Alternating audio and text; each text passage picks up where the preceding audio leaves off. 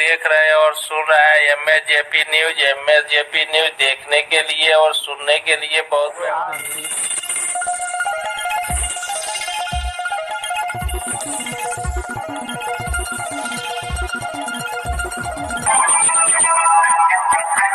आप लोग देख रहे हैं और सुन रहे हैं एमएसजेपी न्यूज। एमएसजेपी न्यूज देखने के लिए और सुनने के लिए सो आज करे सो अब पल में परलय होएगी, वीडियो लाइक करें। नमस्कार, मैं मनीष कुमार वर्मा। आज का न्यूज में मैं बता रहे हैं, इस न्यूज में आप लोग सुनेंगे कि किस प्रकार अखिलेश यादव की पत्नी डिम्पल यादव ने नॉमिनेशन फाइल किया, वो भी देखिए।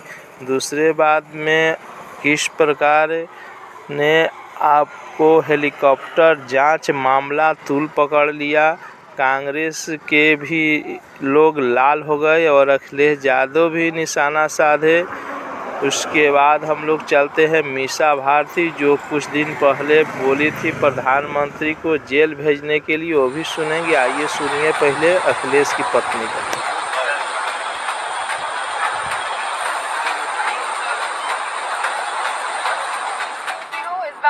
पूरे देश के लोग तैयार हैं भाजपा को हराने के लिए, क्योंकि जिस तरह के उन्होंने वादे करे और जिस तरह की व्यवस्थाएं कहा कि लोगों तक पहुंचेंगी, वो आज नहीं है। आज देश 1.5 लाख करोड़ के कर्ज में डूबा हुआ है। सरकार के पास राजस्व नहीं है, रेवेन्यू नहीं है, वो युवाओं को नौकरी नहीं दे पा रहे हैं, रोजगार नहीं दे पा रहे हैं। कहीं ना कहीं किसान भी हताश है। तो मैं समझती हूँ बहुत मुद्दे रहेंगे इस बार। बसपा ने अपने कैंडिडेट की टिकट काट के, साथ समाज के कैंडिडेट की टिकट काट के और यादव पंडित को टिकट दिया। क्या लगता है आपको, कोई फर्क पड़ेगा इससे? मैं समझती हूँ इसका कोई फर्क नहीं पड़ेगा। बसपा बहुत ही हम सभी को ये अनुभव हो रहा है। मैं समझती हूँ सभी लोग जानते हैं कि बसपा इस तरह क्यों कर रही है। और मोहन यादव जी कल मैनपुरी आए और इशारे में कह के गए हमने तो राम मंदिर बनवा दिया, आप मंदिर बनवा दिया। अच्छी बात है, मैनपुरी आए और मैं समझती हूँ यहाँ से हवाई पट्टी में ही उतरे और सैफई तो आए और एक्सप्रेसवे का भी उन्होंने प्रयोग कर ही लिया, क्योंकि मुझे जो सूचना मिली कि उनको हेलीकॉप्टर नहीं मिला जाने के लिए, तो आए और अपने भी मध्य प्रदेश में इस तरह के काम कराए। मैनपुरी का चुनाव इस बार रिकॉर्ड मतों से समाजवादी पार्टी जीतने जा रही है। पहले भी चुनाव जब बाई इलेक्शन हुआ तो यहाँ की जनता ने एक एक वोट नेताजी को याद कर करके समाजवादी पार्टी के पक्ष में डाला और उसका परिणाम हुआ कि मैनपुरी की बहुत बड़ी जीत हुई है। इस बार भी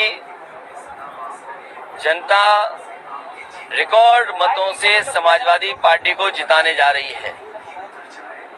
दूसरे दल जो सामने हैं उनके पास दिखाने और बताने को कोई काम नहीं है। सुनने में आ रहा है कि पूरे देश की होर्डिंगों से जो जो लोकसभा के उनके प्रत्याशी हैं उनकी तस्वीर हटा दी गई है। जितने भी लोकसभा के प्रत्याशी हैं उनकी बड़ी बड़ी होर्डिंग पर तस्वीर गायब है। जनता जब 10 साल का दिल्ली का आकलन करेगी और 7 साल उत्तर प्रदेश सरकार का आकलन करेगी तो वो सब चेहरे गायब हो जाएंगे। उत्तर प्रदेश से भारतीय जनता पार्टी का और देश की राजनीति से भारतीय जनता पार्टी का सफाया होने जा रहा है। महंगाई चरम सीमा पर इन्होंने पहुंचा दी। महंगाई इसलिए भी है कि कुछ लोगों को ये मुनाफा ज्यादा कमाने दे रहे हैं। मुनाफा कमाने से और जिस तरीके से भ्रष्टाचार हुआ है इलेक्टोरल बॉन्ड में, क्या कोई सोच सकता है कि इलेक्टोरल बॉन्ड के बहाने ईडी, सीबीआई, इनकम टैक्स को आगे कर करके चंदा वसूला गया हो? 1000 करोड़, 600 करोड़, 400 करोड़। ये बीजेपी के लोग बहुत प्रचार कर रहे थे वैक्सीन का। सुनने में आ रहा है वैक्सीन वाले से भी इन्होंने चंदा वसूल लिया। सोचिए आप। तो जहां इलेक्टोरल बॉन्ड से चंदा वसूला है, उसकी वजह से भ्रष्टाचार और महंगाई बढ़ी है। होनी चाहिए, निष्पक्ष संस्था है इलेक्शन कमीशन, उसके अधीन इस समय कानून व्यवस्था है। बीजेपी अपने लोगों की चेकिंग नहीं करेगी। अभी कलकत्ता में सुनने में आया अभिषेक बनर्जी का हेलीकॉप्टर चेक किया। अभी कांग्रेस के नेता और इंडिया गठबंधन के सहयोगी दल के नेता का आपने चेक किया। ठीक है, कोई बात नहीं है, चेक करना जरूरी है, लेकिन चेक की मंशा ये नहीं होनी चाहिए, नियत ये नहीं होनी चाहिए किसी को बदनाम करना है। ठीक है, हेलीकॉप्टर को चेक किया गया, हमें कोई दिक्कत नहीं, सबके हेलीकॉप्टर को चेक कीजिए, हमारे पास कुछ छुपाने कोई नहीं है। ऐसे ही प्रधानमंत्री के हेलीकॉप्टर को चेक करिए, गृह मंत्री को चलिए, उनके तमाम लोगों को करिए। एक लेवल प्लेइंग फील्ड होनी चाहिए, निष्पक्ष संस्था है इलेक्शन कमीशन, उसके अधीन इस समय कानून व्यवस्था है। बिल्कुल चेक कीजिए, सबको चेक कीजिए। इस बात का भी तो जवाब मिलना चाहिए। सोशल मीडिया पे मुझे याद है कुछ महीने पहले मोदी जी कहीं गए थे चुनाव के दौरान, बड़े बड़े काले बैग निकल रहे थे, वो किसके थे? आज तक उसका जवाब ही नहीं मिला। हमें कोई दिक्कत नहीं है, हमारे पास क्या छुपा? साच को आज नहीं, किसी को भी कितना चेक कर लीजिए। पीएम मोदी ने कल मैसूर से कहा कि कांग्रेस एक टुकड़े गैंग का सरदार है। पीएम मोदी इस देश को विभाजन करने की कोई भी चीज बाकी नहीं छोड़ेंगे। पीएम मोदी ने इस देश में 10 साल सत्ता चलाई और सत्ता चलाने के बाद आज जब हम चुनाव के मुहाने पर हैं, उनके पास एक काम नहीं है अपना दिखाने का जिसके नाम पर वोट मांग सके, ना भविष्य की नीति है।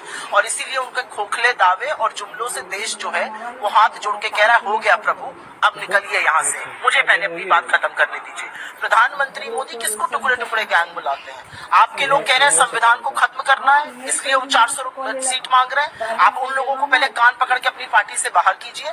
असलियत ये है कि इन्हीं की सरकार से सदन में सवाल पूछा गया था और इनकी सरकार ने लिखित में जवाब दिया है, गृह मंत्री अमित शाह ने, कि ऐसा कोई गैंग नहीं है। तो प्रधानमंत्री काहे मुंह उठा के बेकार की इधर उधर की बातें करते हैं? अनर्गल मुद्दों की बात करिए ना, मुद्दों की बात जहां इनसे करने पे और लगते भागने। सर, आज राहुल गांधी तमिलनाडु में चुनाव प्रचार करने गए थे, वहाँ उनके हेलीकॉप्टर की चेकिंग की गई है। बीजेपी अपने लोगों की चेकिंग नहीं करेगी। अभी कलकत्ता में सुनने में आया अभिषेक बनर्जी का हेलीकॉप्टर चेक किया। अभी कांग्रेस के नेता और इंडिया गठबंधन के सहयोगी दल के नेता का आपने चेक किया। ठीक है, कोई बात नहीं है, चेक करना जरूरी है, लेकिन चेक की मंशा ये नहीं होनी चाहिए, नियत ये नहीं होनी चाहिए किसी को बदनाम करना है। आपने चंदा लिया, आपने वसूली की, एक ही व्यक्ति ने 2 लोगों को पैसा दिया। आज जो महंगाई और भ्रष्टाचार दिख रहा है, ये वसूली के कारण है। जिन कंपनियों से इन्होंने चंदा वसूला है, उन कंपनियों की चीजें चंदे से पहले कितनी सस्ती थी। और आप मुझे बताइए, आप सब मोबाइल रखते हैं कि नहीं रखते हैं? रखते हैं कि नहीं रखते हैं? क्या लालटेन से मोबाइल चार्ज होगा क्या? ना, लालटेन से मोबाइल भी चार्ज हो सकता है क्या?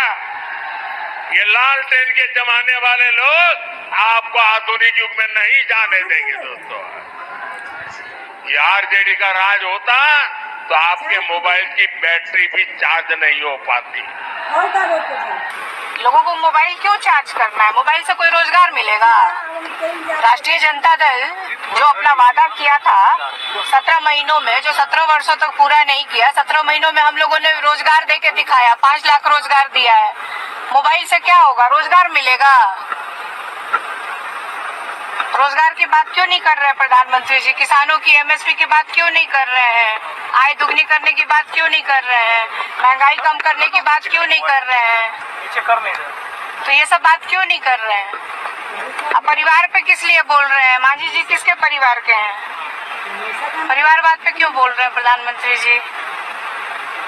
परिवारवाद से किसी देश का मतलब किस नौजवान को रोजगार मिल जाएगा इस पे बोलने से? किस किसान की आय दुगनी हो जाएगी? क्या कहना चाह रहे हैं प्रधानमंत्री जी? ये नीतीश कुमार वो प्रधानमंत्री के साथ आज मंच साझा नहीं कर रहे हैं। अब तो प्रधानमंत्री जी बताएंगे ना कि क्यों नहीं साझा कराना चाह रहे हैं। ये तो उनका अंदरूनी मामला है ना। शायद हमको लगता है कि उस दिन वो उनको 400 के जगह वो 4000 बोल गए, माफी मांगना पड़ा पैर छू के प्रधानमंत्री जी से, नीतीश कुमार जी को। शायद कारण यही रहा होगा, हम तो जानते नहीं है कारण। ये तो प्रधानमंत्री जी बताएंगे और भारतीय जनता पार्टी और जेडीयू के लोग बताएंगे कि आखिर क्या कारण है कि दो नेता अभी साथ में आए हैं और मंच साझा नहीं कर रहे हैं। इस पे हम क्या कह सकते हैं। मोदी जी ने कहा 40 साल की को अपने सपना दिखाया, लेकिन मोदी ने उसको पूरा करने का काम किया। कौन सा? वही तो हम भी पूछ रहे हैं, देश के लोग भी तो यही पूछ रहे हैं कि मोदी जी जो 14 में वादे किए, जो 19 में वादे किए, कौन सा वादा पूरा हुआ है? नया क्या बता रहे हैं प्रधानमंत्री जी? वही तो सब लोग पूछ रहे हैं। प्रेस कॉन्फ्रेंस मीडिया के साथ कब करेंगे प्रधानमंत्री जी? देश के नौजवानों को कब संबोधित करेंगे कि कब से रोजगार देना शुरू करेंगे? क्या कहना चाह रहे हैं प्रधानमंत्री जी? 40 सीट जीतने का दावा कर रही है एनडीए।